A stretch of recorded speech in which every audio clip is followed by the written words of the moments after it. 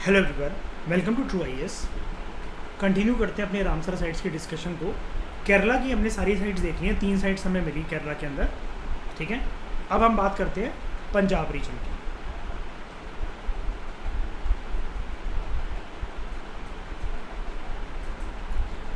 पंजाब के अंदर एक रामसर साइट है, वेटलैंड है। अच्छा, वेटलैंड और रामसर साइट के बीच में फ़र्क जान गए ना? मतलब रामसर साइट रामसर कन्वेंशन के तहत एक वेटलैंड को डिक्लेयर कर दिया जाता है उसके प्रोटेक्शन स्टेटस को बढ़ाने के लिए, राइट? कल पढ़ा था ना हमने इसके बारे में। तो दिमाग में कंसेप्चुअल क्लैरिटी है ना आप लोगों की कि वेटलैंड तो कहीं पर भी हो सकता है, लेकिन क्या सारे वेटलैंड प्रोटेक्टेड हैं कि नहीं है? बात ये भी है। आपने छत के ऊपर कोई पूल बना रखा है, बड़े सारे प्यारे प्यारे पौधे लगा रखे हैं, वो भी एक छोटा सा वेटलैंड ही है। वहाँ पर वो चिड़ियाँ आती हैं, कबूतर आते हैं, पानी पी रहे हैं, आपने फिशेस तैरा रखी हैं, सब कुछ है, आप तैर रहे हो उसके अंदर, वेटलैंड ही है आपको मिलाकर। लेकिन क्या प्रोटेक्शन स्टेटस मिल रखा उसको? बिल्कुल नहीं। तो पंजाब के अंदर चलते हैं श्रेया। आपके पंजाब के अंदर an Beas conservation reserve area इसका है 64 स्क्वायर किलोमीटर। तो दोस्तों, इसने यहाँ पर इंफॉर्मेशन हमें दे रखी है। पहला हमारा जो रामसर साइड है, ब्यास कंजर्वेशन रिजर्व। शॉर्ट में सीएनआर तो ऐसे लिख रखा है जैसे इसका बाप का एड्रेस हो। बचपन से सुन रहा हूँ कि तो पता ही होगा, घर का दरवाज़ा है। तो पूरा लिख के आ रहा हूँ कंजर्वेशन रिजर्व, ठीक है? ये शॉर्ट फॉर्म नहीं है। It is a 185 kilometre stretch of the Beas river. ध्यान से समझ आना। आप कहोगे सर यहाँ पर एरिया दे रखा है 64 किलोमीटर का, ये इस वेटलैंड का एरिया है। ये नदी की लेंथ बता रहा है कि ये एक 185 किलोमीटर जो स्ट्रेच है ब्यास रिवर की, उसका एरिया है ये कंजर्वेशन रिजर्व वाला एरिया, ये वेटलैंड का एरिया। ये सारी की सारी जो रिवर्स हैं, पहले तो ब्यास के बारे में मुझे बताओ, ब्यास कौन सी रिवर सिस्टम का पार्ट है? इंडस। इंडस रिवर सिस्टम में आपको ब्यास के अलावा कौन कौन सी नदी देखने को मिलती हैं? रवि, ब्यास, सतलज, रवि, ब्यास, सतलज, और सॉरी मैंने तो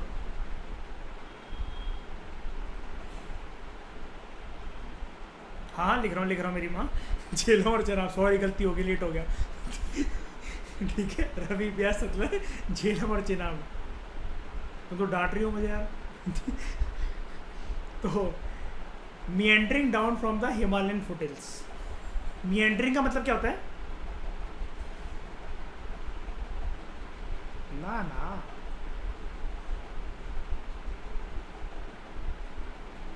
ठुमकेश्वरी, ठीक है?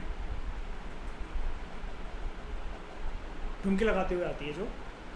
अच्छा, जब ये ठुमके लगा रही होती है काशिमा, आपको तो बहुत अच्छे से याद होगा, ठीक है? जब ये ठुमके लगा रही होती है तो एक चीज़ ऑटोमेटिकली कभी कभार क्या बन जाती है जब इसकी कमर में लचक आ जाती है, तो है ना? कैसे भूल सकती है तो, है ना?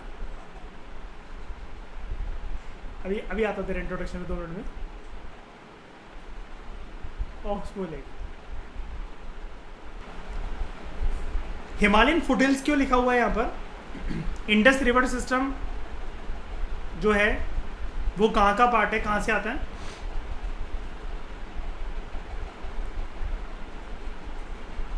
एक्सक्यूज मी, अरेबियन सी से पानी आता है इसका? रिवर है मैडम, वो रिवर हिमालय से गेंज, हाँ हाँ हाँ, ड्रेन होता है, हाँ ये सही बोला आपने, ठीक है? गेंजेटिक रिवर सिस्टम किसका पार्ट है? हिमालयस। हाँ वो सही बोल रहा हूँ, गंगा का पार्ट है अल्टीमेटली। गंगा मतलब मैं पूछना चाह रहा हूँ कि कहाँ से निकलती है? हिमालयस। हाँ वो ठीक है, प्रॉपर नहीं है अभी, हिमालयस। ब्रह्मपुत्र रिवर सिस्टम किसका पार्ट है? हिमालयस, अपर हिमालयस। अच्छा, ब्रह्मपुत्र का ओरिजिनल ब्रह्मपुत्र होता है क्या? कहाँ से आती है?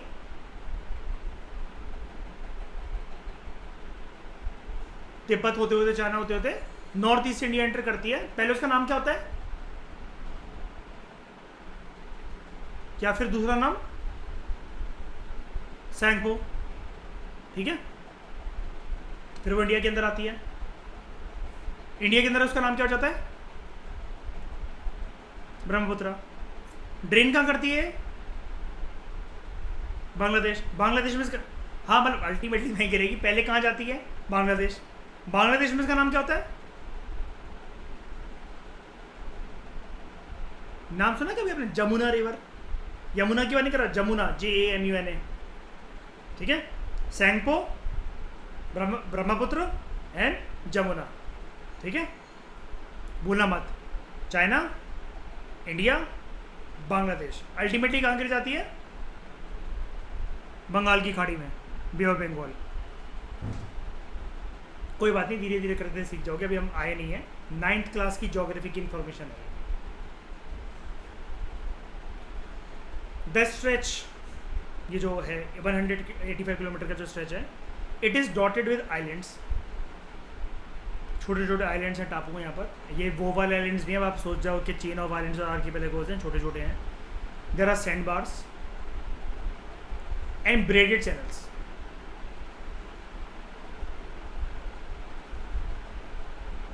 अच्छा, ब्रेड वैसे किसको बोलते हैं, जो चोटी आपका जो जूड़ा होता है ना, उसको बोलते हैं। तो ये एक्चुअली जो बोल रहा था ना कि मियंडरिंग डाउन, तो एक्चुअली क्या है कि ऐसे ऐसे जब करके ये आता है, पानी आ रहा है, फिर ये आ रहा है, बन गई आशिमा चोटी, ठीक है, ठीक है। मेरी तरह बातें मत करा कर, ठीक है। यहाँ पर इस रास्ते में बड़े सारे आइलैंड्स हैं, सैंड बार्स हैं और ये ब्रेडेड चैनल्स हैं। इसका फ़ायदा क्या होता है, यहाँ पर आ तो पानी के रास्ते से ही रहा है, तो यहाँ पर होता क्या श्रेया, ये ना फ्रेश सेडिमेंट्स इधर उधर डिपॉजिट हो जाते हैं। ये फिर आसपास जब ये फ्रेश सेडिमेंट डिपॉजिट हो गए, एलुवियल सॉइल वगैरह सब कुछ हो गया, तो ये खेती बाड़ी के लिए अच्छे रीजन्स बन जाते हैं। समझ गए? और क्लैरिटी दे दूं मैं आप लोगों को यहाँ पर।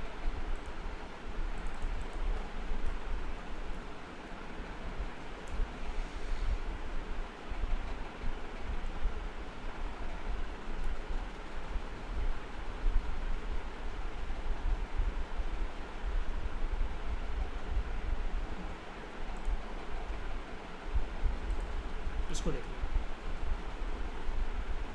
Beas conservation reserve. आपको पता है ना, जब भी पानी किसी रास्ते से होकर गुजरता है और जब वो मियंडरिंग फॉर्म में हो, यहाँ पर लिखा हुआ है Beas river meandering down from the Himalayan foothills, तो आसपास हमने पढ़ा था वो फ्लड प्लेन भी बनाती है ना। और फ्लड प्लेन के अलावा एक टर्म हम लोग जो 6th क्लास की ज्योग्राफी में पढ़ते हैं, याद है वो चीज़, थोड़े थोड़े ऊपर के बगल बगल में मिट्टी के पहाड़ जिसको लेवीज कहते हैं, है ना। कहाँ दिख रहा है इस इमेज में लेवीज? में लेवीज ही दिखाना चाह रहा था, ये देख रहे हो आशमा, सेम वही। और ऊपर इनके क्योंकि फ्रेश फ्लूइड डिपॉजिट है, तो ये घास फूस, कुल मिलाकर वेजिटेशन कह लो आप इनको, ये मैंने जैसे ये बनाया, ठीक है। आज जब इतना कुछ होगा तो फ्लोरा तो आई गया है, ये रहा fauna. Plus Indus river system में आपको हर जगह पर क्रोकोडाइल्स भी देखने को मिलते हैं। क्रोकोडाइल से ज़्यादा अगर मैं टर्म यूज़ करूँ तो घड़ियाल। मैं आपको फ़र्क बताऊंगा कि fresh water crocodile, salt water crocodile और घड़ियाल के बीच में क्या फ़र्क होता है, क्योंकि ये हमारे यूपीएससी का पार्ट है। यूपीएससी 2017 में इसके ऊपर क्वेश्चन पूछ चुका है, चंबल रिवर के ऊपर। दीज आर घड़ियाल। इनकी कुछ जो इस प्रकार की आगे ना बीक टाइप निकली होती है, मुंह इनका काफ़ी लंबा होता है, चोंच जैसा। यहाँ पर और इनकी किलिंग भी बहुत होती है इस रीजन के अंदर। पता है क्यों होती है? कुछ जो लोग इनकी तस्करी करते हैं, तो श्रेया वो इनकी खाल को उतार लेते हैं और बहुत सारी जो कंपनीज इंडस्ट्रीज़ होती हैं ना जो कि इनसे प्रोडक्ट बनाती हैं, उनको बेच देते हैं अमीर बनने के लिए, मतलब ताकि इनका फ़ायदा हो जाए। बहुत महंगी बिकती है ना ये, इस वजह से। तो आज में मर गए सारे के सारे, के जिंदा हैं? मर गए, वरना ये जिंदा नहीं होते हैं ना। उसके बाद it host the only known population in India of the Indus river dolphin, जो कि एक एंडेंजर्ड स्पीशी है। अब यूपीएससी पूछ चुका है गेंजेटिक रिवर डॉल्फिन के बारे में, है ना। और गेंजेटिक जो गेंजेटेड डॉल्फिन होती है, गेंजेटिक रिवर डॉल्फिन बोलो कुछ भी बोलो, हमारे देश का नेशनल एक्वेटिक एनिमल कौन है, गेंजेटिक रिवर डॉल्फिन या फिर ये इंडस रिवर डॉल्फिन, है ना। बस इतना से ही फर्क है। इंडिया के अंदर सिर्फ इसी जगह पर मिलेगी आपको ये इंडस रिवर डॉल्फिन।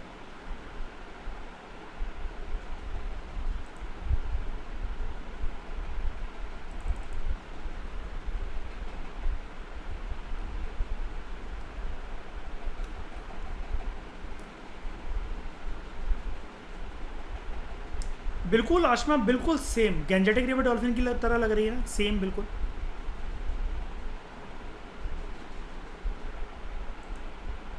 हमारे कंट्रीज में आशमा देख रहे हो डॉल्फिन भी प्यारी नहीं होती, है ना। वैसे हमारा कितना अच्छा कंसेप्ट होता है डॉल्फिन को लेकर दिमाग में। ये देखो, ये प्यारी उंगलियां तितर बितर कर दे इधर उधर,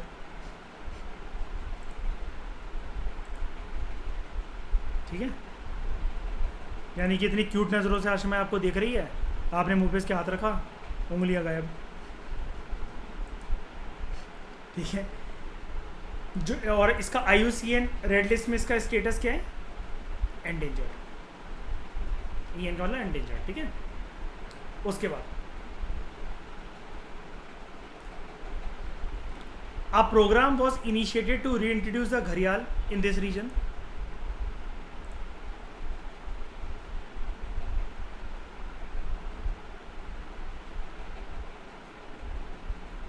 मैंने आपको बता ही दिया, दिखाया था अभी मैंने, एक मिनट, ये घड़ियाल।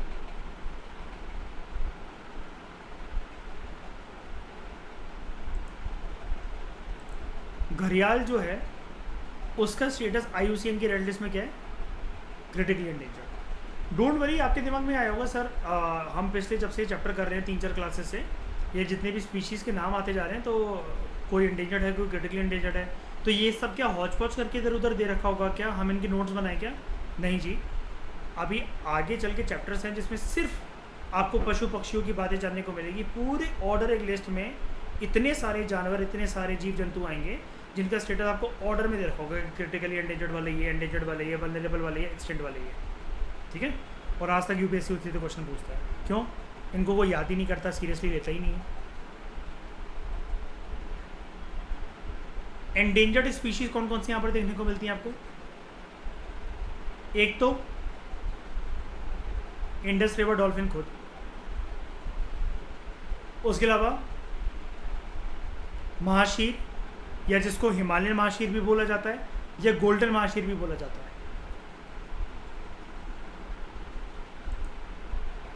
जानते हो वैसे महाशीर क्या होता है?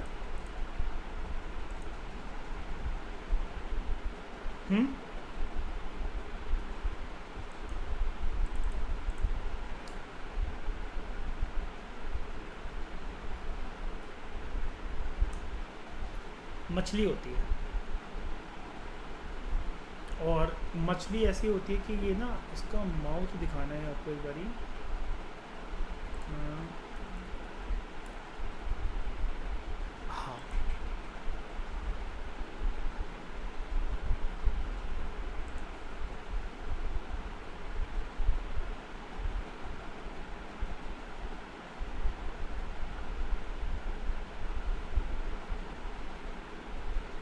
पाउट जैसा मुंह होता है इसका, जैसे कोई पाउट कर रहा हो सेल्फी में, ठीक है, इससे मत भूलना। और हमेशा भूखी रहती है, जब भी आप इसको पकड़ोगे भी ना, पाउट जैसा मुंह तो होगा, इसके मुंह में कुछ ना कुछ हमेशा एक ना एक मछली फंसी ही रहेगी हमेशा।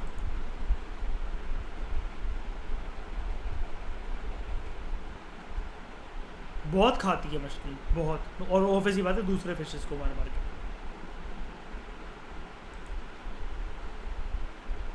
उसके बाद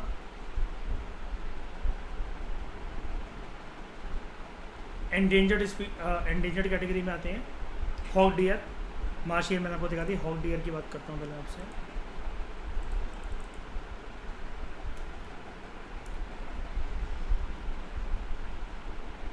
इनका साइज़ कोई बहुत ज़्यादा बड़ा नहीं होता, ये बड़े क्यूट से स्पीशीज़ होते हैं। सबके सींग निकले ऐसा भी ज़रूरी नहीं होता है। डोंट वरी, आगे वाले चैप्टर्स के अंदर जैसे कि मैंने आपको बताया सब पशु पक्षियों की एक्सप्लेनेशन आएगी आपको। ज़्यादातर आपको देखने को ऐसे लगेगा कि अगर ये मैच्योर भी हो गए तो छोटे से बच्चे टाइप ही लगते हैं, इतने ही बड़े हैं। देखो बाप बेटे में कोई फ़र्क ही नहीं दिख रहा। क्या होते हैं, सबके नहीं होते, मैं वही इसलिए आपको कह रहा था। जैसे इसके हैं आपको दिख रहे हैं, ठीक है, और इसके ऐसे हैं और इसके बिल्कुल नहीं है। और कई जगह पर बुक्स ये भी कहती हैं कि ये एज वाइज, जैसे हमारे विजडम टूथ होते हैं ना, किसी किसी के नहीं निकलते हैं कभी कभी, ऐसे ही सबके सींग निकले तो नहीं है, मतलब सबके सींग निकले तो ज़रूरी नहीं है। तो एंडेंजर्ड स्पीशीज़ के बारे में मैंने आपको बता दिया। इंडस रिवर डॉल्फिन है, माशीर है, हॉक डियर है। क्रिटिकली एंडेंजर्ड में घड़ियाल है, वल्नरेबल में, इसका अलग से पॉइंट बनना चाहिए था वैसे। वल्नरेबल में स्मूथ कोटेड ऑटर,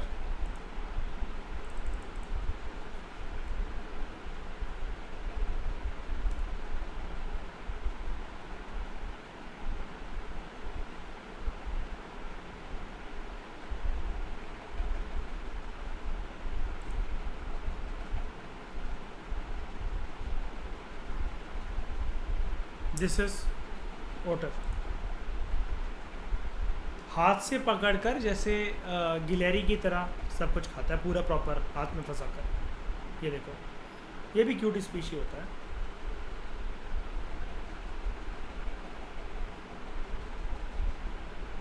ओके, छोटे साइज़ का ही होता है ना, अब इसमें मैंने जूम करके आपको दिखाया था, ऐसा मैं चलो ना, छोटे साइज़ का ही होता है। जैसे आप देखो पीछे पेड़ पौधे देख लो और इसका साइज़ देख लो, ठीक है। और ऐसा मत सोचना कि पानी की फ़ोटो दिखा रहा हूँ तो ये पानी में रहते हैं, जनरली हंटिंग वगैरह करने जाते हैं। हाँ, बहुत सारे कंट्रीज़ में पेट एनिमल भी होता है, ठीक है। नदियों वगैरह के पास जनरली कैच करे जाता है। इसका साइज़ है, आप देख लो, ये मस्ती से कैच कर रखी है, छोटा सा साइज़ होता है, प्यारा सा इसका।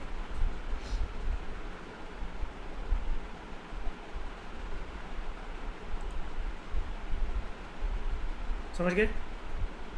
कोई डाउट? आगे बढ़ूं?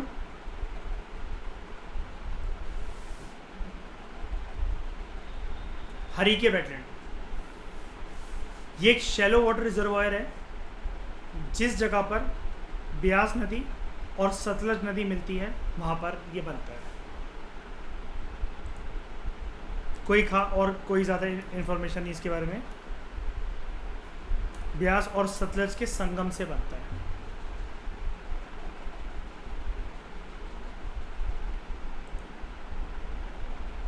और माइग्रेटरी बर्ड्स आती हैं यहाँ पर, देख रहे हो, just see the colour of the birds.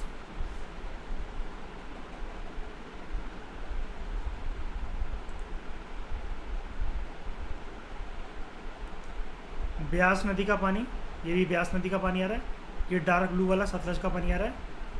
यहाँ पर इनका कन्फ्यूज हुआ और ये रीजन बनेगा हरीके वेटलैंड। बस इतनी इन्फॉर्मेशन इसके बारे में। फिर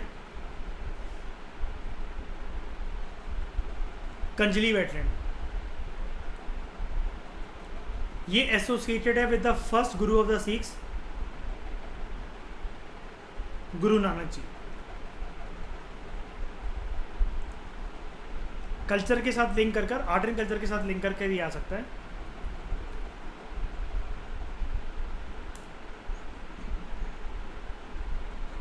ये है कंचली वेटलैंड।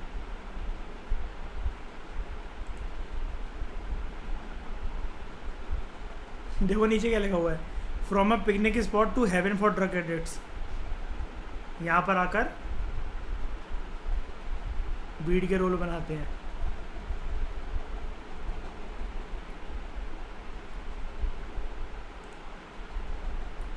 उसके बाद केशवपुर मियानी कंजर्वेशन रिजर्व, ये जो रिजर्व है, यहाँ पर आपको एक मिक्सचर देखने को मिलता है। मोज़ाइक का मतलब ये होता है मिक्सचर।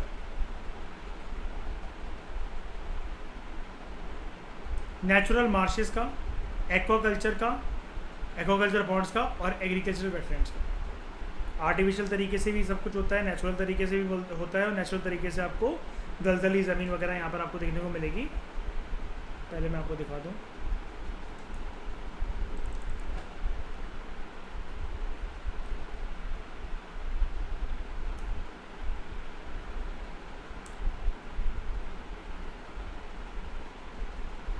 है ना ये दलदली ज़मीन इधर मैं आपको दिखाऊँ फोटो पे।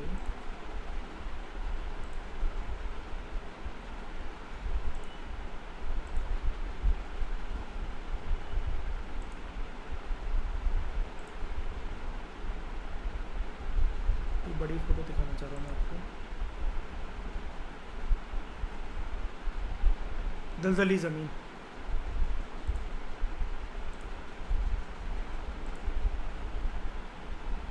है ना। यहाँ पर आपको क्या मिल जाएगा फौना में? कॉमन पोचर्ड और spotted pond turtle.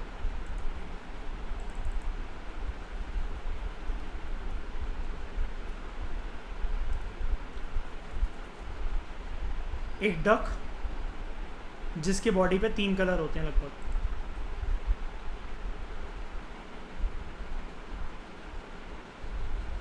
Common pochard.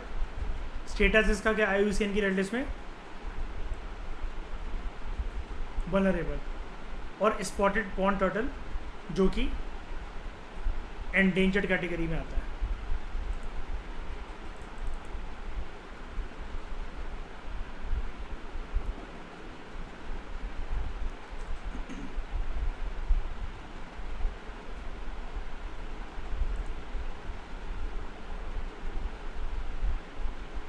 इसकी बॉडी पे स्पॉट्स होते हैं हर जगह पर, इसलिए इसको कहा जाता है स्पॉटेड पॉन्ड टर्टल।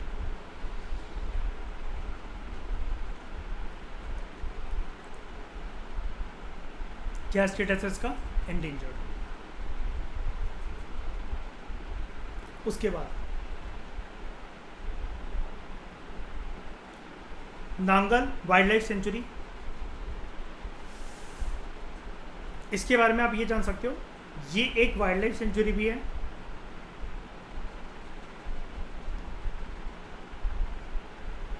वेटलैंड भी है।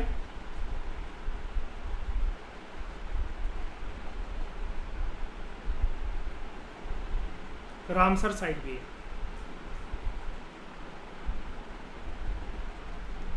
ये कहाँ पर है? नांगलबड किससे एसोसिएटेड है? जो भाखरा नांगल डैम है शिवालिक फुटहिल्स में, ह्यूमन मेड रिजर्वायर है, जो डैम ही है, ऑब्वियस सी बात है, ये उस एरिया में पाई जाती है आपको नांगल वाइल्ड लाइफ सेंचुरी के नाम से।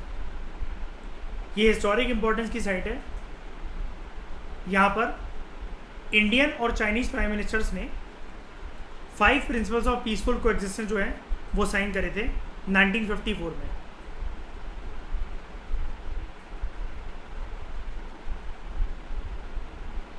ठीक है, इंडिया और चाइना ने।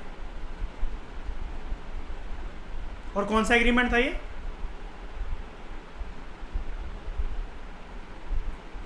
जल्दी बताओ। 5 प्रिंसिपल्स ऑफ पीसफुल को एग्जिस्टेंस, क्या नाम था इस प्रिंसिपल उसका? Very good, Panchsheel. कैसे पता चला?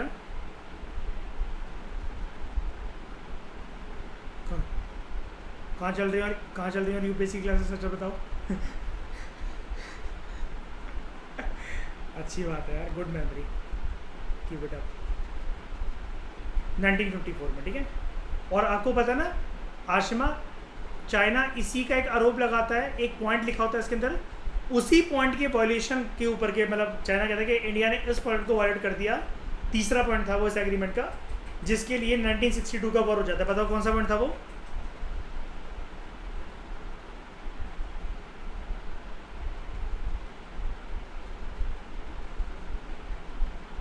प्रिंसिपल ऑफ, जल्दी बताओ।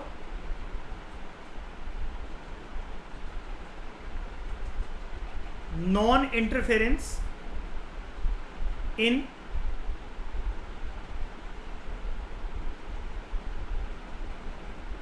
Domestic affairs of each other. ठीक है।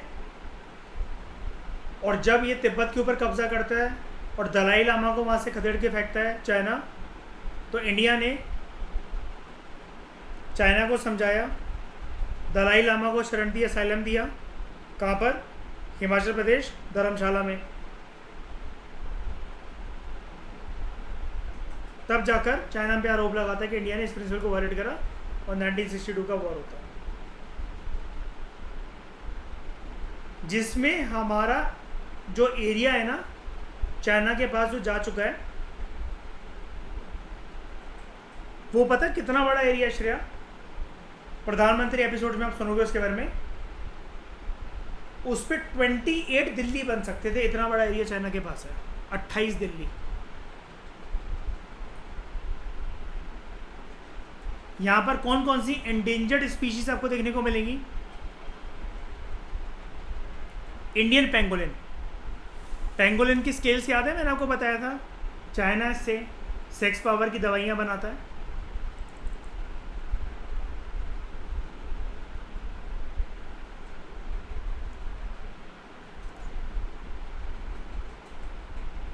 याद आया? स्केल मेडिसिनल पर्पस के लिए यूज करे जाते हैं, किलिंग होती है इनकी बहुत।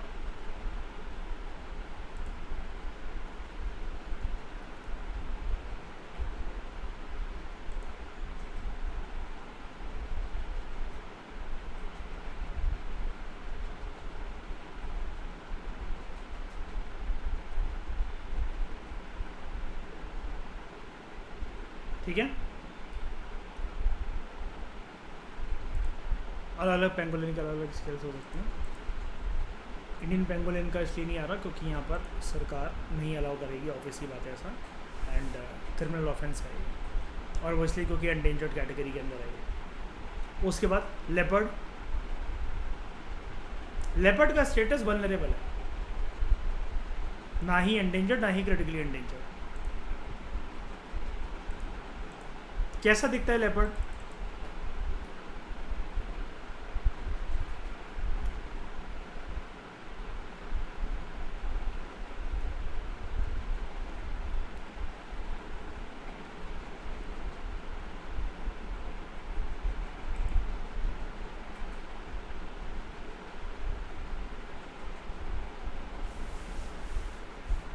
चीता में आपको सॉलिड ब्लैक स्पॉट्स देखने को मिलते हैं।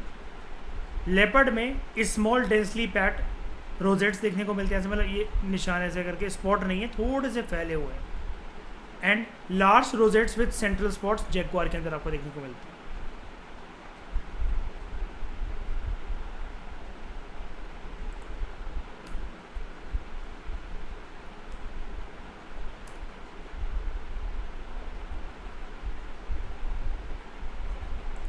एंड ऐसा होता है लेपर्ड और ये होता है टाइगर। कोई बात नहीं, फोटोज देख के करा करो। छोटी छोटी चीज़ें, इमेजेस ना बहुत काम आती हैं कि वो यूपी से पूछ स्पॉटेड होता है, ऐसा होता है। अब तो वो जानवरों के व्यवहार तक के बारे में क्वेश्चन पूछ रहा है कि हथनियों के ग्रुप को लीड, हाथी के ग्रुप को लीड करने वाली क्या हथनी होती है क्या, है ना। खराई कैमल के बारे में उसने पूछा, 3 किलोमीटर तक पानी में जा सकता है क्या। इस बार आया है ऐसे एनिमल्स के ऊपर क्वेश्चन। अभी हम लोग उस दिन करंट अफेयर पढ़ रहे थे, तब पढ़ रहे थे ना उस दिन हम लोग वो एशियाटिक एलिफेंट और उन सब के बारे में।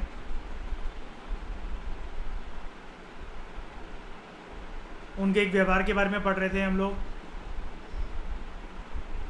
है ना। मस्ट कितने साल के बाद होता है वो फीमेल्स को अट्रैक्ट करने की प्रक्रिया? 30 ईयर्स, आफ्टर 30 ईयर्स। जब किसी एलिफेंट को क्या ना मिले तब तक उस उम्र तक पार्टनर। ठीक है। उसके बाद इजिप्शियन वल्चर। ये सब चीज़ें आपको याद करनी पड़ेंगी। देखो यूपीएससी में ये दिमाग मत लगाना कि इजिप्शियन वल्चर जो है वो इजिप्ट से आती है, यहाँ पर माइग्रेटरी बर्ड है, और कोई बड़ी बात नहीं है। अभी हम इसको मजाक में ले रहे हैं। यूपीएससी कल कोई स्टेटमेंट पुट करते हैं श्रेया, अगर नहीं सुन रखी हो तो हम तो यही मानेंगे कि इजिप्शियन वल्चर जो है वो नांगल वाइल्ड लाइफ सेंचुरी के अंदर देखने को मिलती है। ये एक माइग्रेटरी बर्ड्स है जो कि रेनी सीजन के अंदर इंडिया में आती है। कन्फ्यूज, सुना ही नहीं है ना क्योंकि कभी इस चीज़ के बारे में।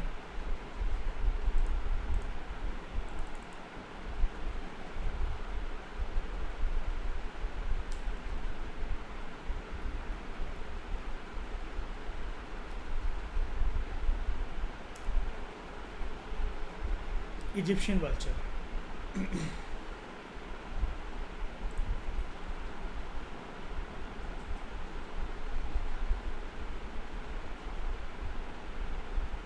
ये होती है, ठीक है।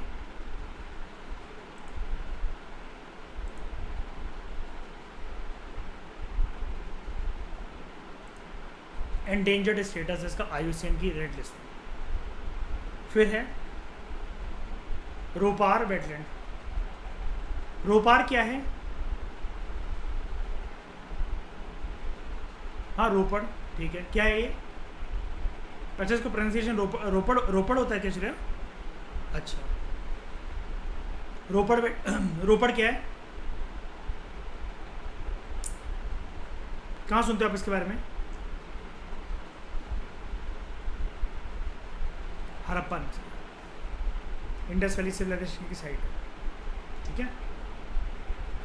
याद है ना हम लोग की टेबल्स पढ़ते हैं, रोपड़ पंजाब, है ना आशिमा? बीड्स मिली थी, बैंगल्स मिले थे, ऐसा पढ़ते हैं, है ना भाई। ये वेटलैंड जो है, it is formed by the construction of a barrage for diversion of water from the Sutlej river. Diversification channel जो था, सतलज रिवर का पानी एक जगह ना भाई, उसका थोड़ा सा बहाव थोड़ा तिरछा कर दिया जाए, तब जाकर ये बना था। ओके, तो रोपड़ वेटलैंड में आपको दिखाता हूँ।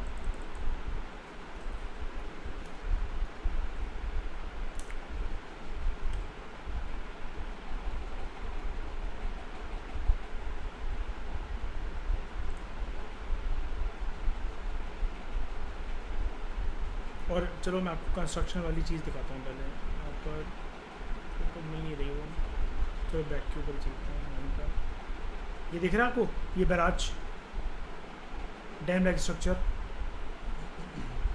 इधर भी आपको दिख ही रहा होगा। ये यहीं पर बन गया था, इस जगह पर। अब ये फेमस कैसे हो गया एकदम से? इधर डैम तो ऐसे हज़ारों जगह बनती है हमारे देश के अंदर, ये फेमस हो गया यहाँ पर, जो माइग्रेटरी बर्ड्स वगैरह बहुत सारी आने लगी जगह, ऐसे होते होते फेमस हो गए।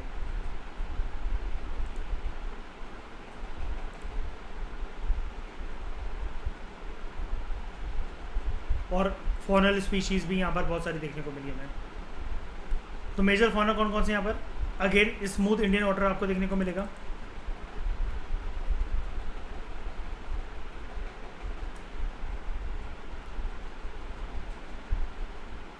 ये अभी मैंने आपको दिखाया था। उसके बाद हॉग डियर,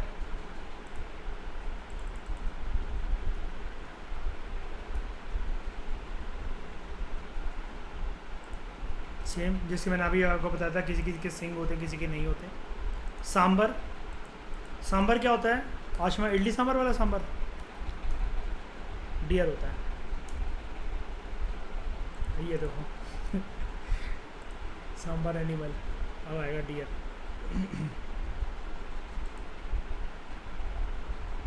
हाँ दिख तो क्या, ये पुराना वाला सांबर दिखाऊँ?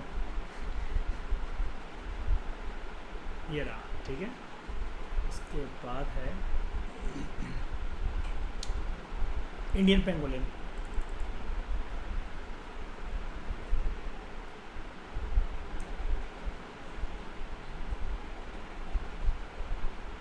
ये अपना डिफेंस मैकेनिज्म पता है कैसे करता है? अपने आप को लिपटा लेता है बॉल की तरह, जब इस पर कोई अटैक करता है तो।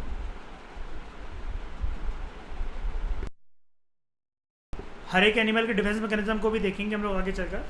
बायोडाइवर्सिटी, स्पीशीज़ बायोडाइवर्सिटी वाला डेडिकेटेड चैप्टर है हमारे PMFIS में। तो ऐसे करके अपने आप को छुपा लेते हैं स्केल, और इसके स्केल जो होते हैं, इसको फिंस भी कहते हैं, बहुत टाइट होते हैं, तो शेर वगैरह भी इसका कुछ कर नहीं पाते हैं। ये देखो, इसकी वीडियोस देखना कभी आप यूट्यूब पे, बड़ी अच्छी लगेंगी आपको। बहुत मतलब काटने की कोशिश करेगा, वो करेगा। फिर जैसे शेर थक गया, टाइगर थक गया, पीछे हो गया, फिर ये थोड़ा आगे भागता है, फिर उसने देखा कि टाइगर ने इसने मूवमेंट करी, ये भाग रहा है, है ना, फिर ये अपने आप को गोला बना लेता है। ऐसे करते करते ये बगल में झाड़ियों में जाकर फिर ये चले जाता है।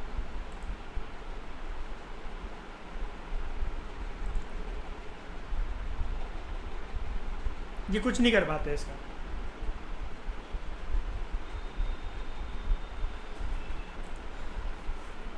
ठीक है, अब मैं आपको एक चीज़ बताता हूँ। जैसा कि एक क्वेश्चन ये बन सकता है, आपको थोड़ी सी एनालिसिस एक और करनी पड़ेगी ये 2024 के प्रीलिम्स के लिए। ब्यास कंजर्वेशन रिजर्व था और अभी हमने देखा Ropar wetland. Common faunal species को तरह अगर आप यहाँ पर देखो, hog deer endangered, smooth coated otter vulnerable. Hog deer, smooth Indian otter, यानी कि ये दो स्पीशीज है कॉमन। आपको कहाँ देखने को मिलेंगी? पंजाब के कौन से दो वेटलैंड में? एक रोपड़ और दूसरा ब्यास। उसके बाद इंडियन पेंगोलिन एक रोपड़ में और नांगल वाइल्ड लाइफ सेंचुरी में। तो यूनिक सिर्फ इसका क्या निकल कर आया? सांबर डियर।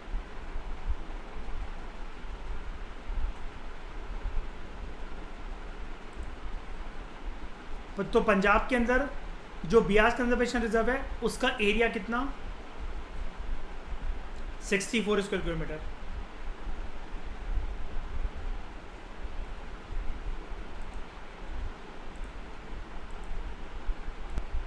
हरीके वेटलैंड जो है, अगेन हमने इसको पंजाब के कंटेक्स्ट में देखा, 41 square kilometre.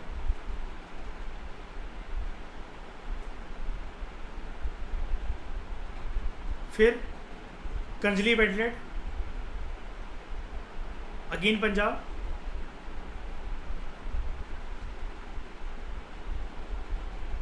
1.83 square kilometre.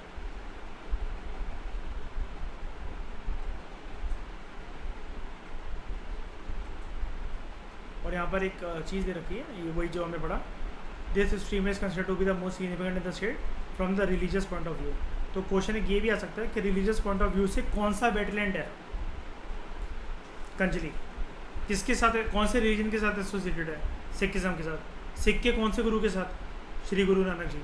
Punjab में कौन सा वेटलैंड है, जो कि छोटा क्वेश्चन बनेगा कि पंजाब के अंदर कौन सा वेटलैंड है जिसकी रिलीजियस सिग्निफिकेंस है? कंजली। इंडिया के अंदर भी अगर क्वेश्चन है तो यही कंजली। उसके बाद Keshopur Miani community reserve, again Punjab, area 31 square kilometre.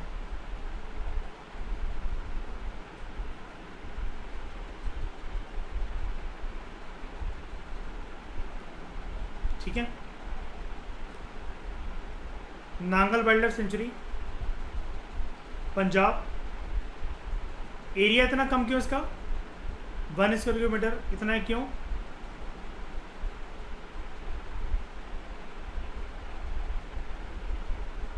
क्योंकि ये डैम के आसपास बन रखा है बस, ठीक है, रिजर्वायर के पास। और इसको कोई ऑब्वियस ही बात है, पहले भाखरा नंगल डैम बनी थी कि पहले ये ऑटोमेटिकली वेटलैंड डिक्लेयर हो गया था, वाइल्ड लाइफ सेंचुरी डिक्लेयर हो गई थी? पहले डैम बना।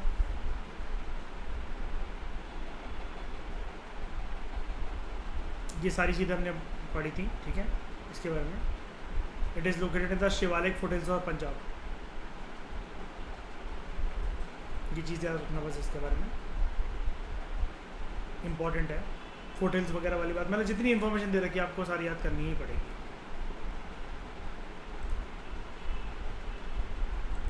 उसके बाद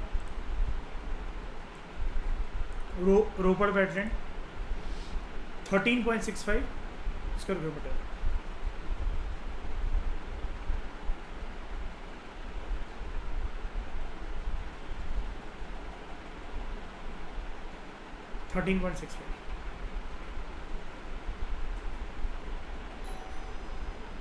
तो पंजाब में इनमें से सबसे ज़्यादा एरिया आपको किसका दिख रहा है? बताओ। ब्यास कंजर्वेशन रिजर्व का। सबसे कम किसका दिख रहा है? नंगल वाइल्ड लाइफ सेंचुरी या फिर नंगल रामसर साइट, कुछ भी कह लो। सबसे कम है नंगल का और सबसे ज़्यादा है ब्यास का। पंजाब की सारे वेटलैंड्स कवर, सारी रामसर साइट्स के बारे में आप अच्छे से जान गए, वहाँ पर स्पीशीज़ के बारे में भी आपने जान लिया। ठीक है, तो इस डिस्कशन में दोस्तों फिलहाल इतना ही। Thank you very much for discussion.